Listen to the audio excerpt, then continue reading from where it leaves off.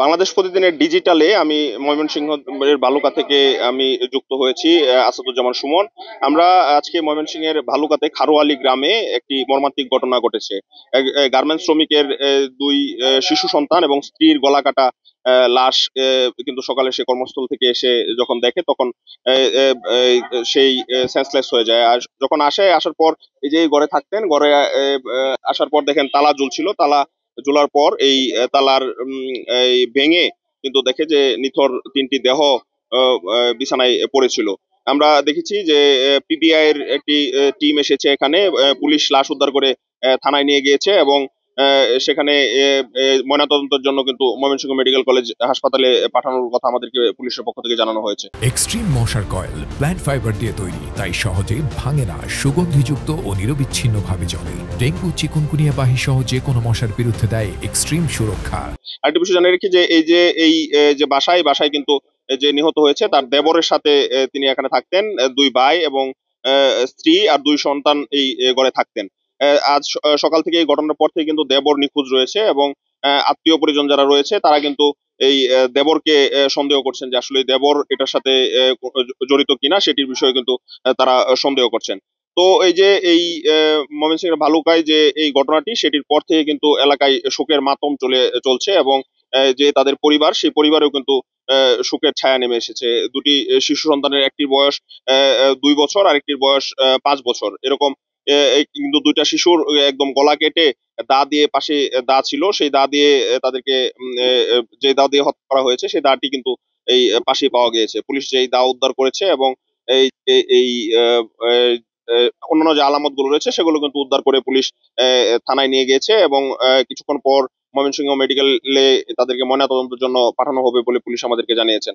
এলাকাবাসী এবং স্থানীয় যারা রয়েছে তারা বলছেন যে এই দ্রুত সময়ের মাঝে যেন এই হত্যার সাথে যারা জড়িত এবং এই হত্যার যে মূল রহস্য সেটি পুলিশ উদ্ঘাটন করতে সক্ষম হবে সেটি কিন্তু তারা দাবি জানিয়েছেন। হত্যাকাণ্ডের শিকার হয়েছে এরকম মর্মে আমরা সংবাদটি আসার পরে আমরা দেখতে পাই যে এখানে ভিকটিম রাইসা আর তার হচ্ছে দুই বাচ্চা, দুই ছেলে, তাদের আমরা এখানে দেখি যে সে তাদের ঘরের ভিতরে নিজের যে ভাড়াটিয়া বাসা, এই ভাড়াটিয়া বাসার মধ্যে তিনটি মানে ডিসিস্ট হিসেবে এদেরকে আমরা খাটের উপরে শায়িত অবস্থায় দেখি।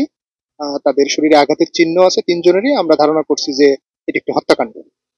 আমরা পরবর্তীতে এই রেসপন্স করে আমরা লাশ সুরতহাল করেছি। আমরা বাকি সুরতহাল কার্যক্রম চলছে, বাকি কার্যক্রম শেষ করে আমরা এটা আইনগত যে ব্যবস্থা, আমরা আইনগত ব্যবস্থা নিব। আমরা ধারণা আমরা আপাতত তদন্তের স্বার্থে মানে কিভাবে কি হলো বা হত্যাকাণ্ডটা কিভাবে সংগঠিত হয়েছে এটা আমরা তদন্ত সাপেক্ষে পরবর্তীতে আপনাদের আমরা জানাতে পারবো। আমরা এখন মানে প্রাথমিক পর্যায়ে তদন্তের পর্যায়ে আসলে আমরা সবকিছু তদন্তের স্বার্থে আমরা এখনই বলতে চাচ্ছি না। আমরা এই বিষয় নিয়ে কাজ করছি। আর পরবর্তীতে আমরা এই মোটিভটা কি বা কিভাবে কি হলো, কে জড়িত বা কারা জড়িত বা কি হতে পারে, আমরা ডিটেইলসটা পরবর্তীতে জানাতে পারবো। এইখানে তার হাজবেন্ড একটা গার্মেন্টস এ চাকরি করতেন। তিনি, আমরা যতটুকু জেনেছি, গতকাল তার কর্মস্থলে ডিউটিতে ছিলেন। আর পরবর্তীতে তিনি এসে দরজা বন্ধ পান এবং তার আপন ভাই এখানে থাকতেন। তাকে আমরা এসে পাইনি। এখন আমরা পরবর্তীতে হয়তো তাকে পেলে বা তার স্বামীর সাথে আমরা আরো নিবিড়ভাবে কথা বলবো কিভাবে কি ঘটনাটা হতে পারে বা কি হয়েছে এই বিস্তারিত পরে আমরা জানতে পারবো। তো এই যে এই তাদের যে পরিবার, এই পরিবার কিন্তু এই এই নেত্রকোনার তাদের বাড়ি, যে নিহত হয়েছে তার বাড়ি ভালুকাতে। তারা কিন্তু এই কয়েকদিন যাবত এই বাসায় উঠেছে নতুন ভাড়াটিয়া হিসেবে। এটা ময়মনসিংহের ভালুকার খারোয়ালি এলাকায় এই বাসা। যে নিহত হয়েছে তার স্বামী একটি গার্মেন্টস এ চাকরি করে।